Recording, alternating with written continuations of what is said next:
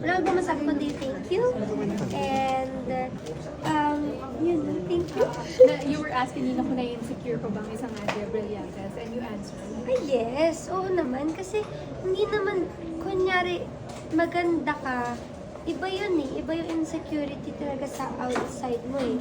And hindi ako perfect. Walang perfect. May mga days na hindi ako ganun ka-pretty. May days na nag-break out ako. Like, ngayon, ganun akong sister dyan. Pero it's all about perspective eh. It's all about your mindset talaga na worth it ba na maging insecure ako over this thing? Worth it ba na mag-depend ako sa mood ko na maging insecure ako, masisira na yung buong araw ko. Pero yes, normal lang ma-insecure. Normal na may good days and bad days ka. Alright, I wanted to segue on you being the youngest CEO.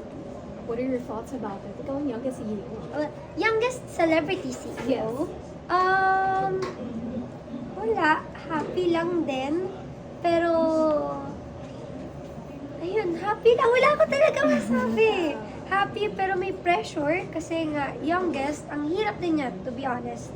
Na bagets ako pero CEO ako kasi alam mo yung parang gusto mo maging boss pero lahat ng kasama ko sa office mas nakakatanda so meron akong kailangan marespeto pa rin ako pero I have to stand my ground kapag nagiging boss ako pero buti na lang very blessed ako sa mga kapartner ko sa business ko na walang ganun. Hindi nila parang tinatrato na parang bata-bata or what.